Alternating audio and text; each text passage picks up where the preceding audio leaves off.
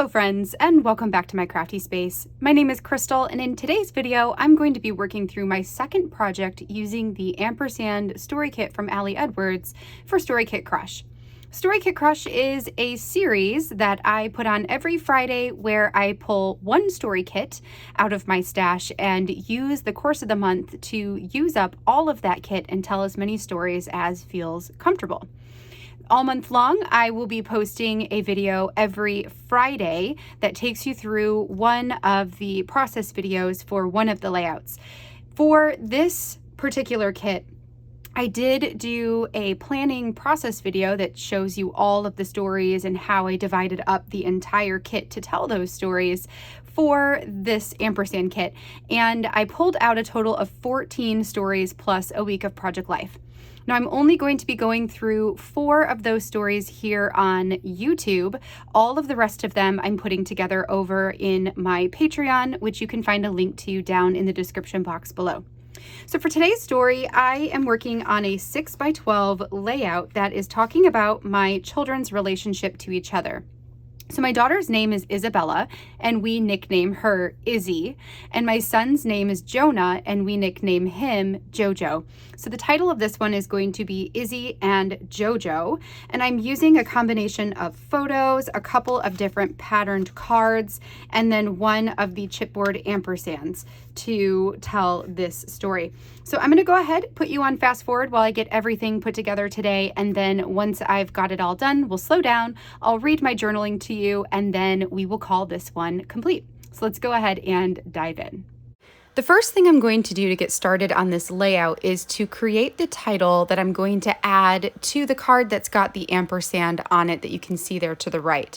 So what I plan to do is take the 4x6 alpha stamp from Ali Edwards. This is the one that mimics the one little word stamp, which is why I just call it one little word alpha small. And I want to use 2 different yellow inks here so I can figure out which one best matches the yellows in the 2 cards that I have pulled. So first I used my Honeyman yellow ink from Ali Edwards, and then the second one that I used is Goldenrod from Paper Person. However, I have used a lot of these stamps recently in black ink, so I needed to re-ink and stamp off a couple of times so I could get to the truer color of that ink pad itself. You can see there the Z's are a little bit brighter because I have not used those in black ink before. And so that's why I'm just inking, stamping, inking, stamping, inking, stamping, is to try to get the rest of those letters as close to the color of the Z as possible. I ultimately choose to go with the Goldenrod because it's got a little bit more of a mustardy type of color to it. It has almost a golden tone, which makes sense since it's actually called Goldenrod. And that matched pretty well with the yellow tones in specifically the circle card, but also in the yellow ampersand that you see on the other journaling card as well. So I stamped out a bunch of J's and Z's and Y's and O's and an I, so I can create my title Izzy and JoJo. Then I took those letters and I fussy cut out the ones that I liked the best, and I'm going to add those to the journaling card right there to create my title at the top of this layout. Now that I have those portions done, next I'm going to take the 4x6 journaling card there, cut off the top portion, so all I have is the black text, which I think just says maybe more of the story, or it might just be an ampersand type of symbol. I actually don't really know what that says.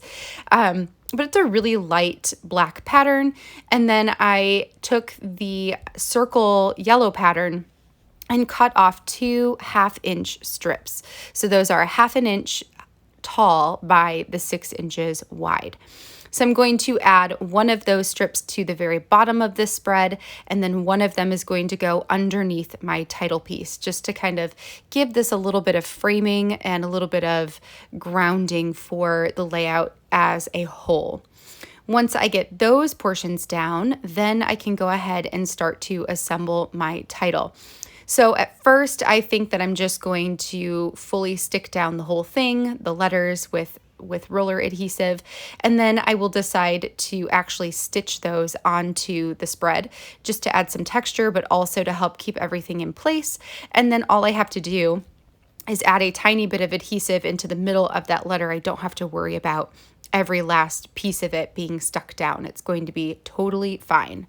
The way I like to layer these up when I am adding fussy cut letters as a title like this is to start with the last one and work my way to the front. Therefore, the front letter slightly overlaps the next one, and so on and so on and so on. I think that that has the best look to it. I have played around with doing it the opposite way, so having the last letter on top, and it just seems a little off. So if you're feeling the same way, then I highly suggest starting from the right and moving to the left. For this one, for the word JoJo or the name JoJo, I didn't quite put it as close as I wanted it to, so it's just as simple as picking those back up off of the paper and sticking them down where I want them to go. Once I'm happy with it, I'm going to press them down and then pull out my sewing machine and stitch through the middle of each of those words. I don't stitch all the way through the card because I actually want the ampersand to not have any stitching over it. So I'm just going to do it in 2 separate sections, and then I'll put my sewing machine away and I will just simply trim off all of those excess threads. I really like the way that this title comes together, and I really like the way that the yellow tones of that ink go with the rest of this layout. I think it just gives it a little bit of, I don't know. I like it, I guess is what I'm trying to say, is I like it. So next I'm going to put my photos on here. I have 3 photos printed. So one is a little bit longer, so it's more of a horizontal photo, and then 2 of them are vertical photos. I don't remember the exact sizing of those photos, but one of the things I do over on Patreon is I do offer any templates I make, like this one, I do offer for free as a download. So what that means is I create the boxes for the photos that you can then clip your own images into. That way you don't have to worry about getting the right sizing down. And then I also have the spot for text. So if this is a kit that you have and a story that you would like to tell, or, just a format that you would like to copy, then those are available to download, and then you can just use your own cards or sentiments to fill in the title pieces. It's just a fun bonus that I like to do over in that group. All that to say that I don't know what size those photos are. I can't remember what I printed them at, but such is life. So I stuck a little bit of adhesive into the middle of them so I could get them positioned on the page without them moving. Once I was happy with that, I fully adhered them down onto the page, and then I'm going to add this chipboard ampersand into the middle of the 3 photos just to help tie them all together a bit more, and then I will date stamp the bottom and call this one done. All right, friends, there we have it. This one is now officially done. I really, really love the way that this one looks with all of those yellowed, like mustardy yellows, and the black and the gray, and how it just kind of goes, I don't know, there's something about it, the tones maybe that go really nicely with the photos, how there's the darker, the black, which I think looks nice with the blue, and then this mustardy yellow, which I think looks really great with the orange that Izzy has on.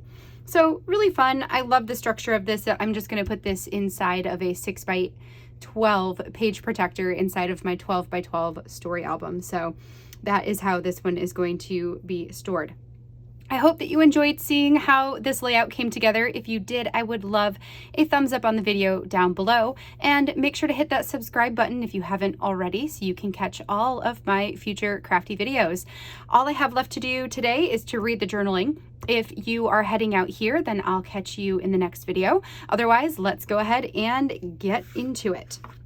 So for this one, I said, if there's one thing I'm grateful for this past year and a half of being home together, it is, and will always be, how much the 2 of you bonded. In other circumstances, you would have spent all this time apart in separate school class situations, Isabella in kindergarten and Jonah in daycare. But life had other plans for you. Instead, you have spent every single day together. You have learned to bridge the almost 4-year age gap and find more and more ways to play and connect with each other. You learn about the world together and teach each other patience, empathy, kindness, and humility. You imagine stories together and spend your days as kitties or cheetahs or puppies or dragons. You make up jokes and laugh heartily together. You fight like no other, but you always ask and give forgiveness. Your love for each other is such a light in my life, and one that I hope will burn brightly for your full lifetime ahead. So just a nod to the fact that being home during this whole pandemic really had some benefit to it in terms of the relationship between Izzy and JoJo, and I love the opportunity to tell a bit of that story here. All right, friends, well, that's going to be it for me for today. I am going to be back again next week on Friday with my third Story Kit Crush project using the Ampersand kit. In the meantime, I do have some other videos that will be coming on Monday and Wednesday next week, so keep an eye out for those as well. Until next time, I hope that you have a wonderful rest of your day, and I will catch you in the next video. Bye, friends.